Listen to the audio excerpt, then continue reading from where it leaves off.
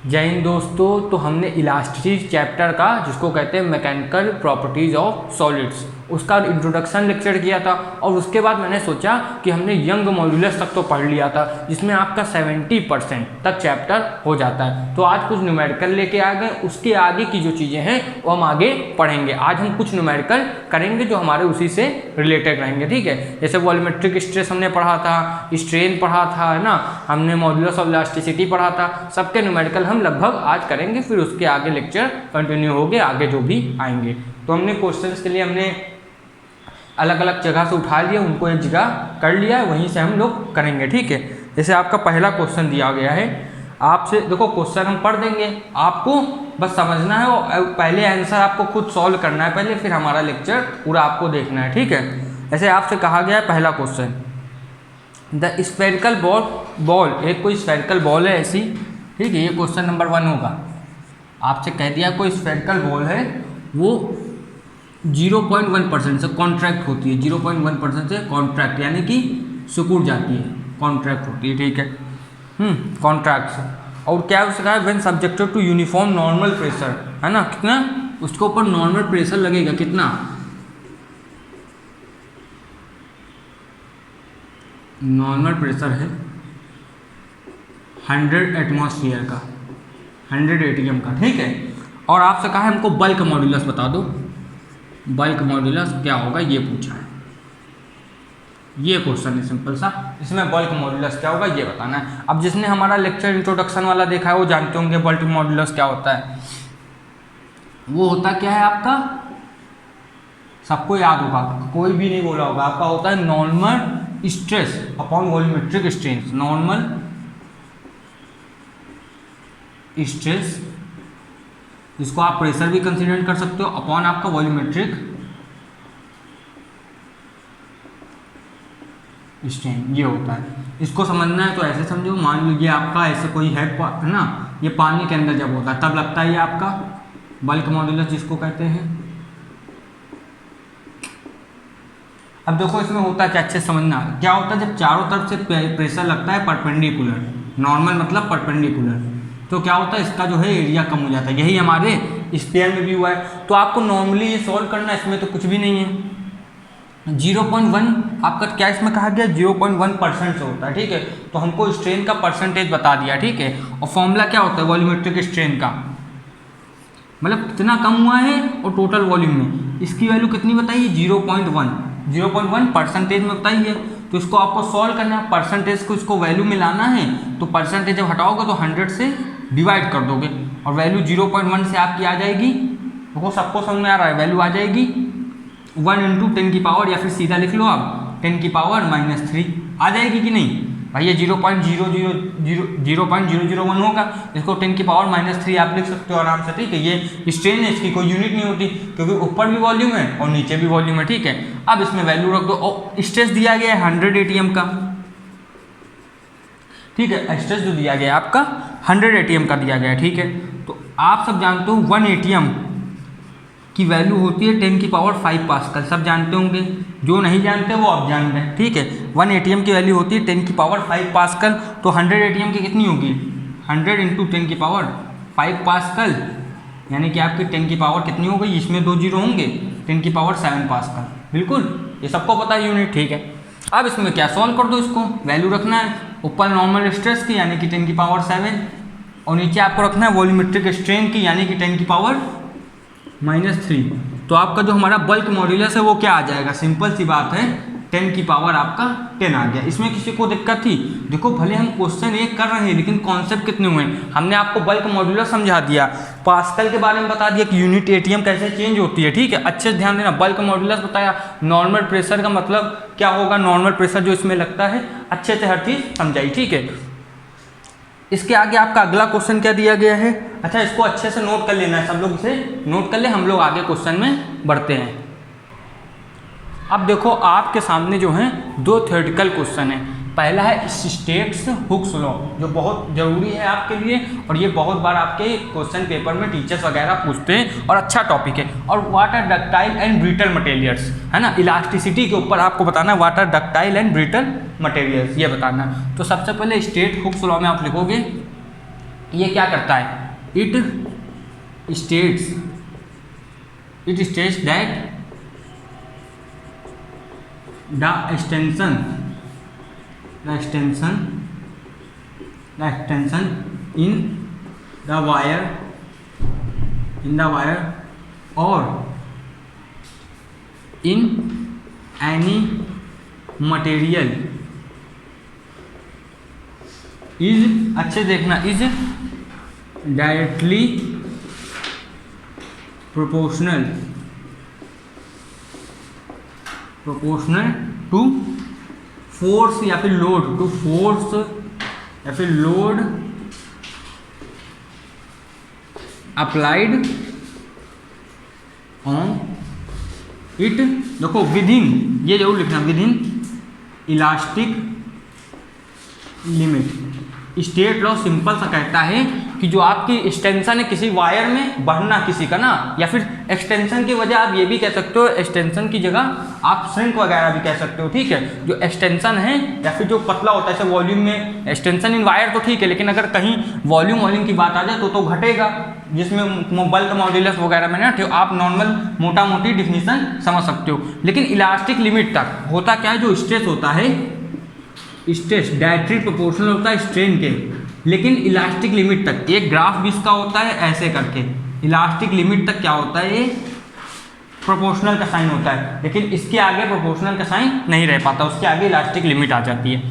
यहीं से आपका क्या बन जाता है, जब ये स्ट्रेस अपॉन स्ट्रेन आप करोगे तो आपकी वैल्यू आ जाती है इक्वल टू ये प्रोपोर्शनल कांस्टेंट आता है, जिसको कहते हैं मॉड्यूलस ऑफ इलास्टिसिटी। इसको याद रखना है, ठीक, इलास्टिसिटी। ये हम कल के लेक्चर्स में बात भी कर चुके हैं, मतलब जो इससे पहले वाला हुआ था। अब ये हो गया अच्छे से, इसमें हमने सब कुछ बताया। अब आपके पास आता है इसी से रिलेटेड है, what are ductiles and brittle materials. मतलब डक्टाइल्स मटेरियल्स क्या होते हैं, ब्रिटल मटेरियल्स क्या होते हैं, ठीक है। तो आपको लिखना है, पहला पॉइंट है ना, the material which show, the materials which show, अच्छे से देखना, which show large plastic range beyond elastic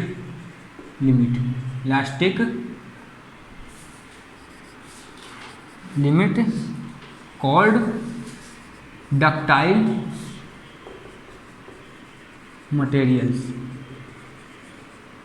ठीक है। एग्जाम्पल के लिए आपके सबसे अच्छा एग्जाम्पल है गोल्ड, है ना, लेकिन वो इतना ज़्यादा डक्टाइल होता है कि वो मतलब इतना ज़्यादा डक्टाइल होता है कि वो ज़्यादा यूज़ में नहीं आ पाता, ठीक है।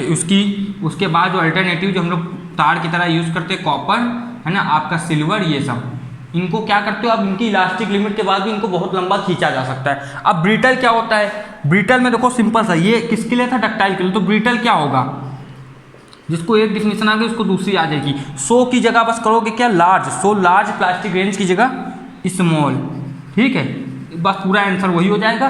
और इसके बाद अगर आपसे एग्जांपल इसके कोई पूछ दे तो कास्ट आयरन होता है, बेकार सा आयरन, कास्ट आयरन, और आपका ग्लास होता है, ये याद रखना है, एक्सेट्रा, ऐसे वहाँ पर भी लगा लेगा आपका एक्सेट्रा। समझ में आई बात की नहीं, बिल्कुल। हमने स्टेट हुक्स लॉ का आपकी पूरी डिफिनेशन लिखी, और किसकी लिखी, what are ductiles and brittle materials, इसको आप तुरंत ही नोट करोगे। अब आपसे जो क्वेश्चन पूछा है, a steel cable with radius 1.5 centimetre supports a chair lift at a ski area, ठीक है। If the maximum stress is not to exceed 10⁸ newton पर metre square, then what is the maximum load to capable. ये आपसे केवल पूछा है, तो हमसे रेडियस कितनी दे दी गई है, क्वेश्चन जो है हमारा उसमें रेडियस आपको दी गई है 1.5 सेंटीमीटर, तो इसको आप कितना लिख सकते हो, 0. इसको जब उसमें चेंज करोगे तो वैल्यू आ जाएगी 0.015 मीटर, है ना, अपॉन 100 से डिवाइड करना, ठीक है। उसके बाद आपसे कहा है जो मैक्सिमम अलाउड स्ट्रेस है ना, आपको जो स्ट्रेस है, मैक्सिमम स्ट्रेस, वो इससे ज़्यादा एक्सीड नहीं करना चाहिए 10⁸ न्यूटन पर मीटर स्क्वायर, ठीक, ये बात कही है।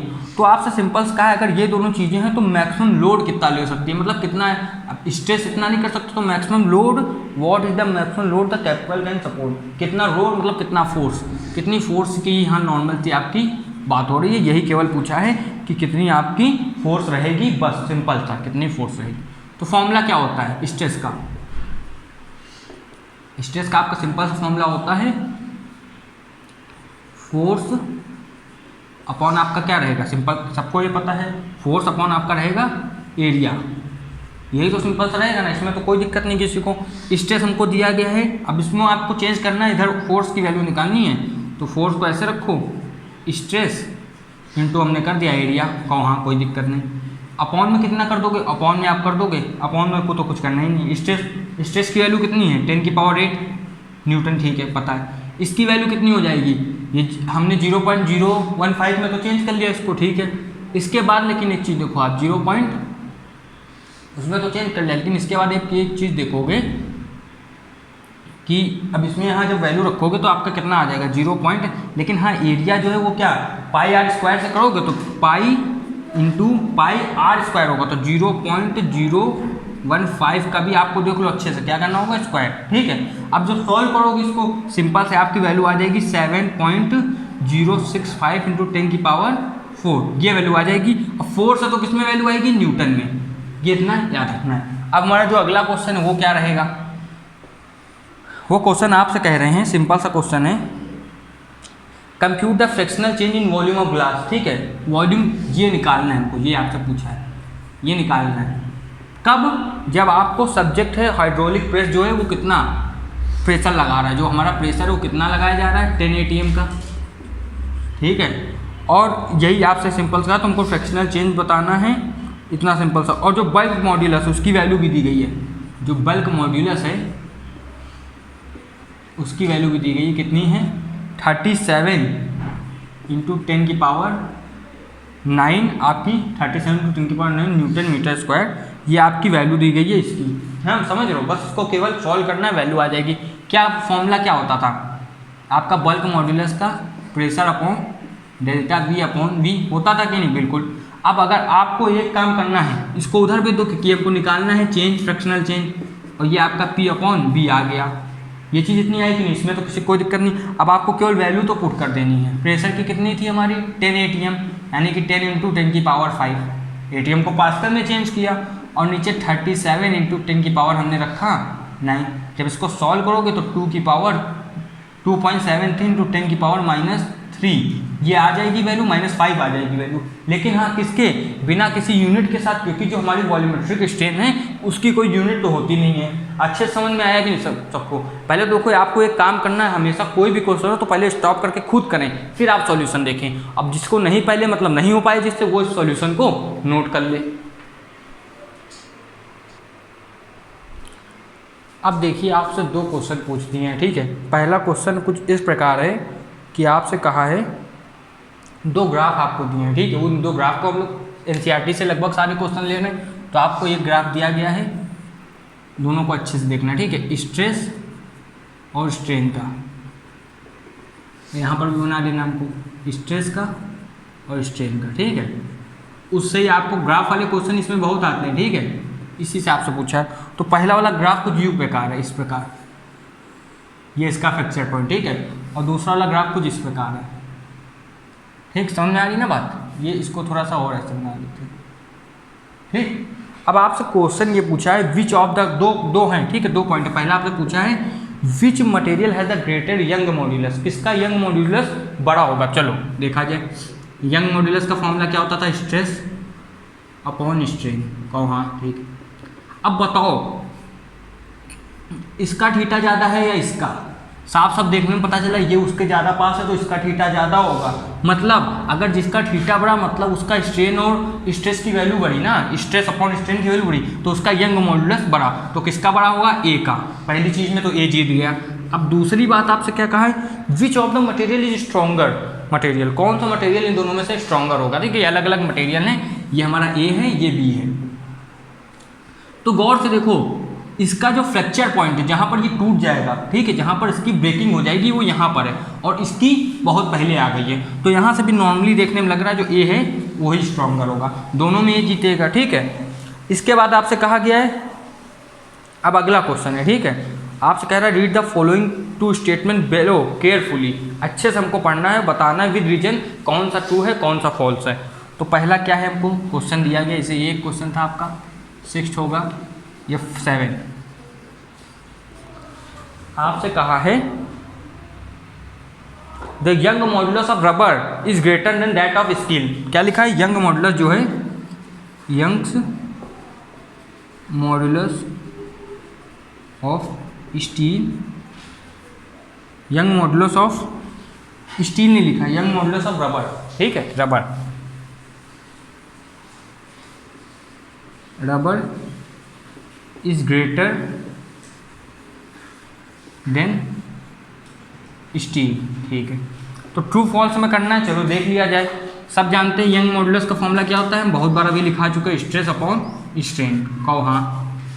अब एक काम करो, अगर दोनों मटेरियल के लिए, ये आपको गौर से करना, अगर दोनों मटेरियल के लिए हम स्ट्रेन समझना, स्ट्रेस को कांस्टेंट मान लें, ठीक है, कांस्टेंट मान लें, तो यहाँ पर स्ट्रेन आ जाएगा, ठीक है, समझ में बात आ रही। स्ट्रेन जो है वो वैल्यू ऑफ वर्क करेगा, इसको हमने मान लिया कांस्टेंट, तो इसको हटा दो, और ये अब प्रोपोर्शनल है हमारा किसके, स्ट्रेन के। अब साफ साफ देखो, रबर और स्टील में कौन ज़्यादा फैलता है, रबर और स्टील में रबर हमेशा ज़्यादा फैलता है, आप जरा सा खींच देते हो फैल जाता है, तो रबर का स्ट्रेन ज़्यादा है। स्ट्रेस की बात ना करना, अभी स्ट्रेन पर फोकस करो। तो उस हिसाब से अगर देखा जाए तो स्ट्रेन ज़्यादा होता है रबर का, और स्ट्रेन इन्वर्सली प्रोपोर्शनल है यंग मॉडुलस के, तो इसका ज़्यादा होगा स्ट्रेन यंग मॉडुलस या फिर हमारा स्टील का, सिंपल सी बात है स्टील का होगा, ठीक है। तो इससे हमारी ये वाली जो पहली कथन है, जो पहला हमारा है वो गलत हो जाता है, फॉल्स हो जाता है। अब दूसरे की तरफ फोकस करते क्या कह रहा है वो, दूसरा पॉइंट जो है वो आपका कह रहा है the stretching of coil, the stretching of coil is determined by, अच्छे समझना, determined by its shear modulus, shear modulus, इसको मॉडुलस ऑफ रिजिडिटी भी कहते हैं, ठीक है, शियर मॉडुलस। ऐसा क्यों, जो हमारी कॉइल होती है, स्प्रिंग वगैरह होती हैं, उनका क्या आप लेंथ चेंज करते हो, कभी नहीं। क्या उनकी आप वो चेंज करते हो, वॉल्यूम चेंज करते हो, कभी नहीं। हम हमेशा चेंज क्या कर देते हैं, उनका शेप चेंज कर देते हैं। मान लो ये ऐसे ऐसे ऐसे ऐसे है, तो हमने इसको स्ट्रेट ऐसे ऐसे ऐसे कर दिया, करते हो कि नहीं। तो हम शेप चेंज करते हो, शेप किस में आता है, शियर मॉडुलस में, इसलिए इसको शियर मॉडुलस कहते हैं। तो ये जो है हमारा, ये क्या होगा, ये कथन जो है हमारा, ये हमारा जो है रीजन ट्रू है। बिल्कुल समझ में आई बात कि नहीं, ठीक है। ये समझ में आया तो इसको अच्छे से नोट करो।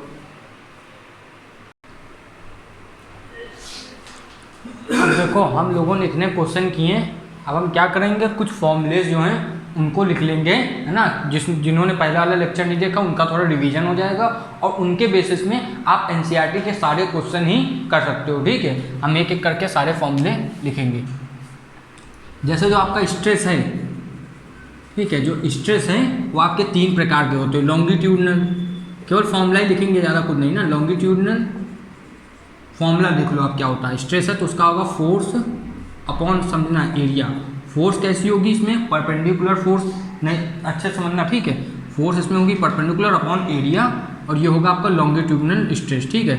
इसको हम किससे दिखा दें, आप चाहो तो इसको पी से भी दिखा सकते हो, ठीक है। इसको दिखाना कैसे, देखो सिंपल समझना। मान लो ये जो है कोई वायर है, इसके ऊपर जो स्ट्रेस लगता है, ठीक है, स्ट्रेस लगेगा इसके वेट की वजह से, किसी की वजह से, तो उसमें इसका जो स्ट्रेस होता है उसको हम दिखाते हैं फोर्स कितनी लग रही है अपॉन कितने एरिया में। इस क्रॉस सेक्शन में अगर लग रहा तो ये वाला एरिया लोगे, और इधर से लगेगा तो आप वो वाला एरिया लोगे, समझ रहे हो। इसमें कंप्रेशन और आपको जो है कंप्रेस भी होता है, उसमें इलॉन्गेट भी होता है, दोनों चीज़ें। ऐसे आपका जो शियर होता है या फिर जो आपका शेप वाला होता है वो जो कैसे कैसे होगा, मान लो ऐसे रखी हुई है कोई बॉडी, नीचे से पाइवेट है तो साइड में गई, ठीक, समझ लो। तो उसका क्या होता है, आपका सिंपल सा जो स्ट्रेस है इसका रहेगा, जो चेंज हुआ है यहाँ का डेल्टा एक्स, और जो लेंथ है एल उसमें, तो आपका यहाँ पर डेल्टा एक्स अपॉन एल आ जाता है। जो चेंज है वो उसमें हुआ है, ठीक है, किसकी वजह से, फोर्स की वजह से। तो स्ट्रेस इसका क्या होगा, इसमें होगा फोर्स जो आपका टेंजेंशियली अपॉन जो एरिया है, ये अलग कर्व सरफेस एरिया, यानी कि 2 पाई एरिया है तो कितना हो जाएगा, पाई r स्क्वायर एच, ठीक है, या फिर इसको आप केवल एरिया भी लिख सकते हो, ठीक है, वो अभी आगे आएगा जो चीज़ की बात कर रहे हैं। फिर वॉल्यूम वाला जो क्या रहता है स्ट्रेस, वॉल्यूम स्ट्रेस, ये आपका सिंपल सा होता है, जो चारों तरफ से परपेंडिकुलर प्रेशर लग रहा होता है अपॉन जो एरिया है जिस चीज़ का, इसमें भी सेम वही रहेगा, ठीक है। इनमें जब आती चेंज वो स्ट्रेन में आती है, ठीक है, इन सबका जो स्ट्रेन है वो अलग अलग होता है। इससे इसका स्ट्रेन जो होगा वो आपका होगा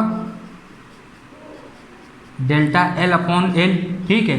इसका जो स्ट्रेन होगा वो आपका होता है डेल्टा एक्स अपॉन एल, और इसका जो होगा वो चेंज इन वॉल्यूम होता है और वॉल्यूम घट जाता है इसमें, तो आपका होगा माइनस का डेल्टा वी अपॉन वी, ये रहता है सिंपल सा। इसी के बाद हमारा जो वो आता है उसके लगभग हमने फॉर्मूले लिख ही लिए, ठीक है, किसके, जिसके आज क्वेश्चन किए थे मॉड्यूलस ऑफ रिजिडिटी थे, ठीक है।